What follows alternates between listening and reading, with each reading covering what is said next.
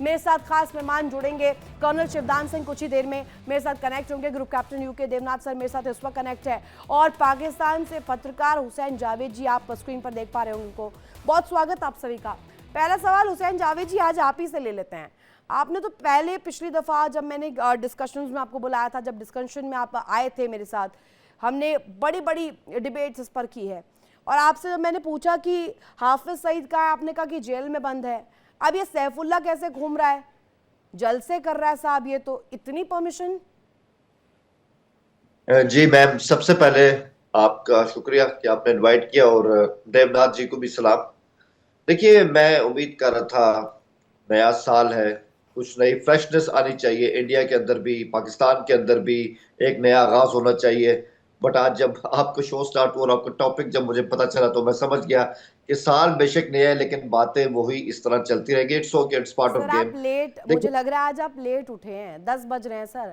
सुबह से अच्छा, बुलेटिन्स चल रहे हैं भारत में, तो बुलेटिन्स 6 बजे से शुरू हो जाते हैं, चलिए और ठीक है, 6 ठीक बजे है। मैंने तो देखिए, जो दर्शक जुड़ते हैं उनको मैंने नव वर्ष की बधाई भी दे दी। आपको मैंने नहीं दी, लेकिन इसलिए शायद आप बोल भी सकते हैं, आपको बधाई हो, लेकिन ये सवाल बनेगा ना, क्योंकि अब तो तकरीरें वहां पर नव वर्ष पर भी दी जा रही है, तो नए साल पर जब इस तरीके की बात होगी तो पूछा भी जाएगा ही आपसे।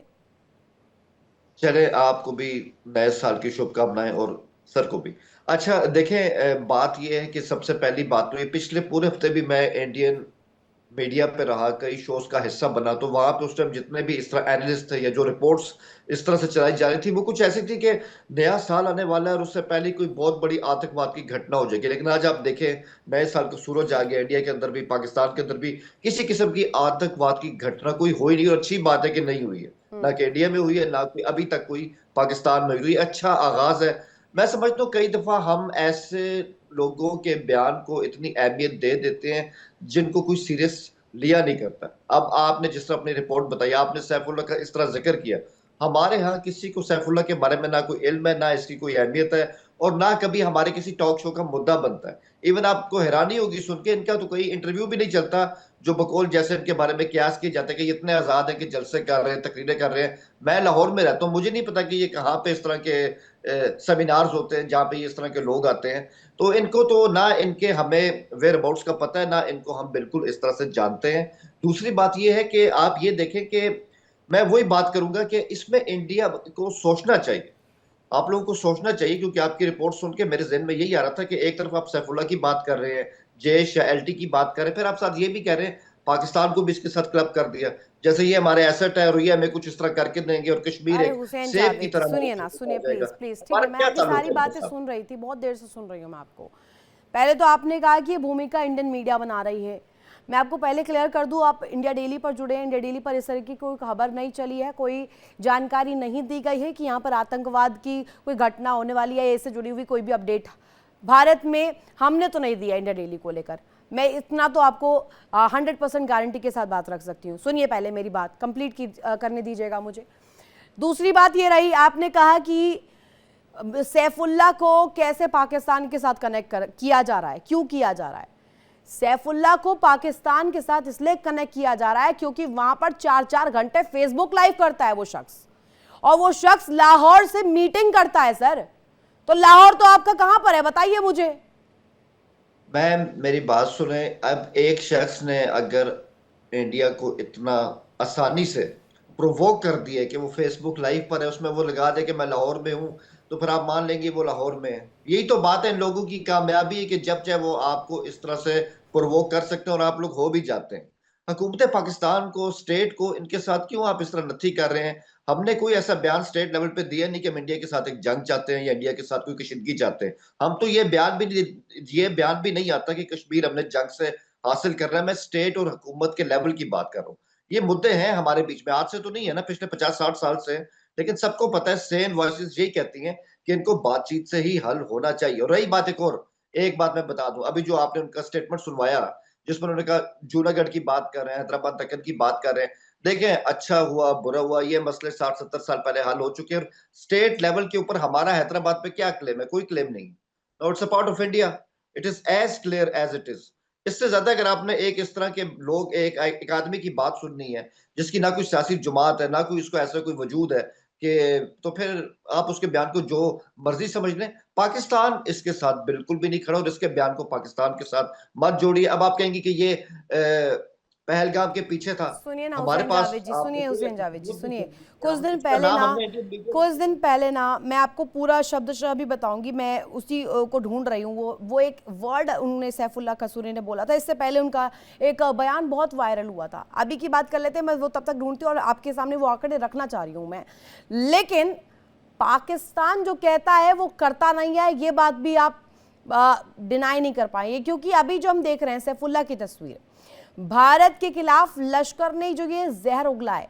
सर ये सवाल इसलिए मैं कर रही हूं सैफुल्लाह को लेकर के, कोई भारत प्रवोक नहीं हुआ है sir, let me be very clear, कोई भारत प्रवोक नहीं हुआ है। हमारे यहां पर चर्चा इसलिए की जा रही है क्योंकि पहलगाम आतंकी हमला भारत में हुआ था और ये मास्टरमाइंड है उसका, और मास्टरमाइंड के तौर पर इसे लिया जा रहा है। तो इसकी जो भूमिका है, कम से कम आप ये शुक्र मनाइए कि भारतीय मीडिया पर ये खबर चल रही है, वरना आप लोगों को तो पता भी नहीं चलेगा। ये लाहौर में बैठे बैठे मीटिंग कर जाएगा, आप तो इस तरीके से लेफ्ट राइट घूमते रह जाएंगे। आप कह रहे कौन है सैफुल्लाह मंसूरी, पता ही नहीं है कसूरी कौन है। हमारे तमाम मेजर सिटीज मुकम्मल तौर पे पुरअमन है, वहां पे कोई मसला नहीं। और जारी बात है, इतना अच्छा सिस्टम है तो वहां पे अमन है। तो इस लिहाज से हमें अपने शहरों के बारे में तो इल्म होता है, और हमारी हुकूमत और हमारी स्टेट को भी होता है। लेकिन देखे ना, आपने भी एक और बात की अपनी रिपोर्ट में कि जी ये लोग जो है ये क्लेम कर रहे हैं कि जी कश्मीर के अंदर भी हमारे लोग हैं और वो इस तरह हालात खराब कर सकते हैं। तो सवाल ये भी तो पूछना चाहिए ना कि 6 लाख फौज है आपकी कश्मीर में, उसके बावजूद ये लोग कश्मीर के अंदर पिनअप कैसे रहे। हालांकि कई दफा जब आपके डीजी बीएसएफ की इस तरह की प्रेस टॉक आती तो हम सुनते हैं उसको, और कई बार वो पिछले 10-15 साल से उनके बयान यही होते हैं बीएसएफ वालों के कि जी वैली के अंदर हार्डली 160 से लेकर 200 के करीब सिर्फ दहशतगर्द है और हम उनके खात्मे की कोशिश कर रहे हैं। मैं हैरान हूं कि 6 लाख फौज होते हुए, पुलिस का स्ट्रक्चर होते हुए, एजेंसियों का स्ट्रक्चर होते हुए, अगर ये 150 है तो ये और वैली के अंदर है, तो ये इस तरह काबू होने में क्यों नहीं आ सुनिए, रहे। अब मुझे वो बयान मिल गया है, मैं वही ढूंढ रही थी, अब सुनिएगा जरा। लश्कर कमांडर सैफुल्लाह कसूरी का बड़ा दावा, जिसमें पाक सरकार हमारे नेताओं का सम्मान करती है, हमारे नेताओं की बात सुनी जा रही है, शहबाज सरकार चेयरमैन की तरह तवज्जो दे रही है। ये कैसे हुआ सर? अब कैसे आप बोलिएगा कि पाकिस्तानी नहीं है या पाकिस्तान से इसका कोई ताल्लुक नहीं है?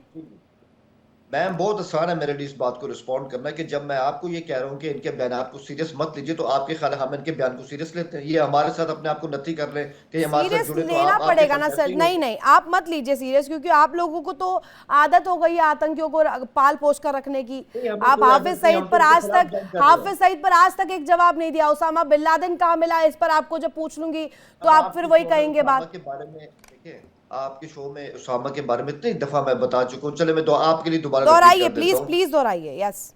इतना ही काफी है कि जब मई 2011 में उसामा के खिलाफ ऑपरेशन किया गया, बैकडोर में ये अमेरिका पाकिस्तान जॉइंट ऑपरेशन था, और जब ऑपरेशन हुआ तो ओबामा की जो पहली स्टेटमेंट आई थी जिसमें उसने कहा था कि वी गॉट हिम और वी किल्ड हिम, तो उसने जिस मुल्क का, वाहिद मुल्क का अपनी प्रेस टॉक में व्हाइट हाउस के अंदर खड़े होकर शुक्रिया अदा किया था, वो पाकिस्तान था। तो हम पीछे होते तो हमारा शुक्रिया तो अदा ना करते ना। तो यही जवाब है उसामा के बारे में बात करने का। तो फिर ठीक है, मैं मान लेती हूँ, आप कह रहे हैं ठीक है आपका सैफुल्लाह कसूरी से कोई लेना देना नहीं है, ठीक है मान लेते हैं एक बार को।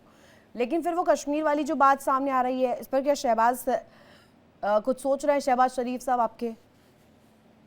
मैम शहबाज साहब क्या सोच रहे हैं कश्मीर के बारे में? कश्मीर को लेकर के जिस तरीके से जिक्र किया है सैफुल्लाह कसूरी ने, लाहौर से फेसबुक लाइव के जरिए 4-4 घंटे बैठ करके वहां से भारत के खिलाफ जहर उगला है, ये वीडियो क्या उन तक नहीं पहुंची है? अगर पहुंची है तो इस पर आप क्या मान रहे हैं? पाकिस्तान में इस वक्त क्या चल रहा है, बात क्या चल रही है? कश्मीर चाहिए? मैं मैं इतना जानता हूं कि मुख्तलिफ जो है गल्फ कंट्रीज के हेड ऑफ स्टेट पाकिस्तान आए हैं, शहबाज साहब उनके साथ बिजी हैं, उनके पास आपके ख्याल में टाइम होगा कि इस तरह की वो बातें सुने? कश्मीर पे देखिए हमारा मौके वही है, वो आपके साथ हम कई दफा रिपीट करते हैं कि भाई हमें लगता है एक मसला जो बैठ के हल होना चाहिए गोलियों से नहीं। हम गोलियों की बात भी नहीं करते, लेकिन ठीक है अभी हालात नहीं है, आज नहीं गोलियों होंगे, से 5 बात साल नहीं बाद हालात करते होंगे, पर हम फिर आपस भी में बात कर स्लीपर लेंगे। सेल भेजते हैं, वही कैजुअल।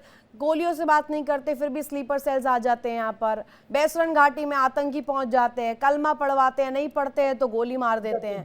सर ये मैम सब क्यों भी पहुंच बहुत, जाते हैं? स्लीपर सेल्स मत भेजिए ना। फिर गोली से अगर मैम आपको नहीं बात कैसे? करनी है तो राउंड टेबल पर देखिए, बैठ करके अपनी हुकूमत को बोलिए अच्छा सुनिए कि ना, आए और बातचीत करे। राउंड टेबल पर आकर के बोले, मसलों को रखे और हल करे। ये कश्मीर वाला राग ना लापे सैफुल्लाह कसूरी के जरिए। खुद आकर के शहबाज शरीफ क्यों नहीं बोलते कश्मीर चाहिए? हिम्मत तो करके देखिए एक बार। तो देखिए, ऊंचा बोलने से किसी की बात तो सही नहीं होती ना। आपने बात तो बोलिए हमेशा ऊंचा, लॉजिक के नवर्ष साथ होती नई है। ऊर्जा के साथ बोलिए सर। मैं एक बात कहूंगा, देखिए कश्मीर पीर पंजाल से शुरू होता है, एलओसी तक जाता है, कारगिल तक जाता है, 6 लाख फौज आपकी बैठी है। उसके बावजूद ये 150-200 आतंकी कश्मीर के आपके हिस्से के कश्मीर के अंदर है, तो किसका फेलियर है? ये सवाल अपने आप से कीजिए। ठीक है, ये सवाल आपने मुझसे पूछा, मैं अब वापस आऊंगी आपके पास, जवाब लेकर आऊंगी। और मैं आपको group captain UK Devnath sir से भी इसका जवाब दिलाती हूँ। पहले यूके देवनाथ सर, ये बार बार कहा जाता है कि पाकिस्तान सुधर जाओ सुधर जाओ सुधर जाओ, लेकिन ये जो एक तरह से दिया जाता है डिस्क्लेमर, ये डिस्क्लेमर को समझ ही नहीं पाते हैं, ये उसी में रोल डाउन हो जाते हैं।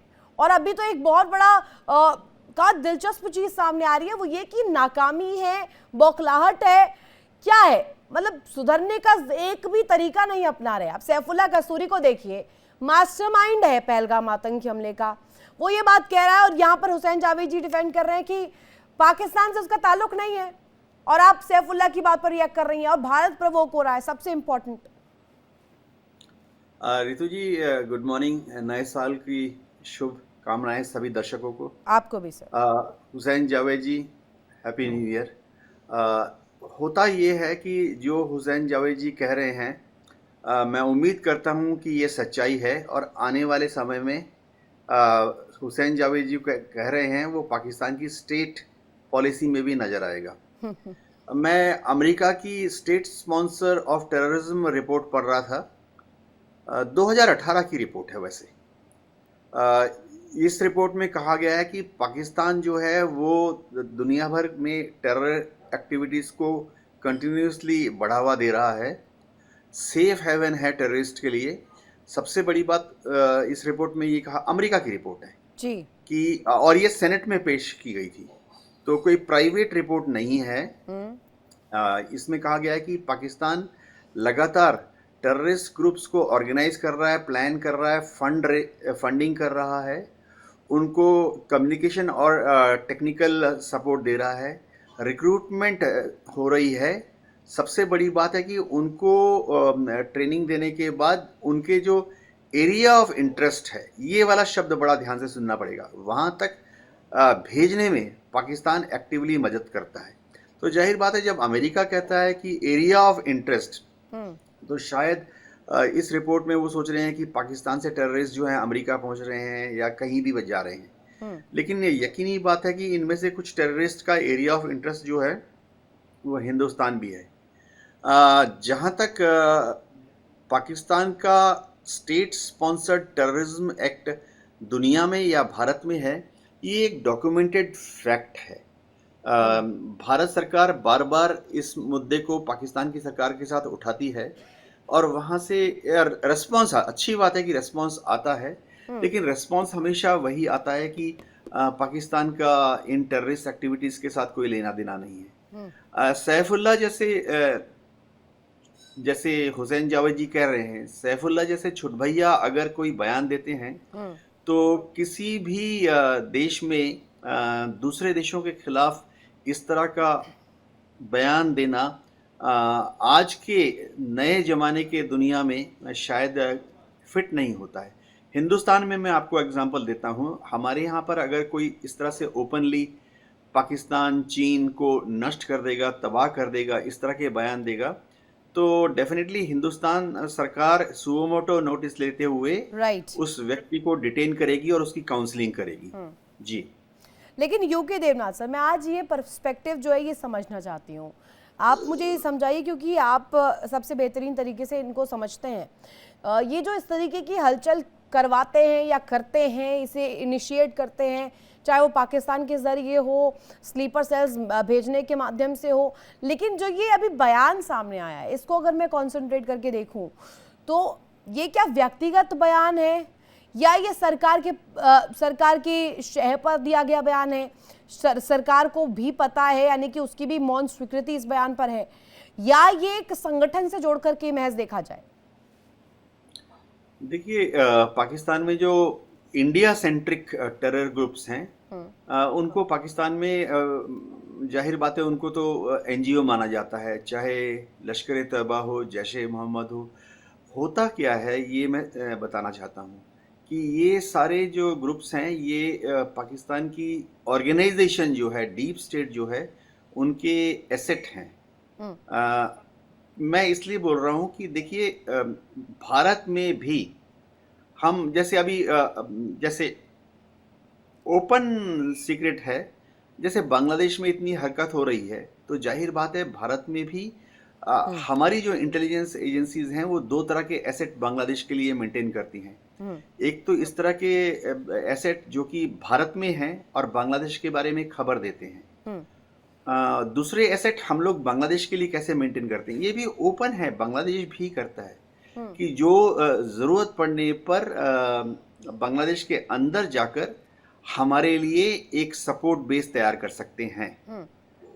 कल जैसे मैं आपको बताता हूँ, बांग्लादेश में हम एक्टिवली हमने किया है, बोलने की कोई ज़रूरत नहीं है, ओपन सोर्स है कि आज से 20 साल 30 साल पहले जब बांग्लादेश में टेरर कैंप थे, बांग्लादेशीज को ही हमने इंडिया में ट्रेन किया और उनको बांग्लादेश के अंदर भेजा और उन्होंने जाके बांग्लादेश के अंदर जाके उनके टेरर कैंप पर कार्रवाई की।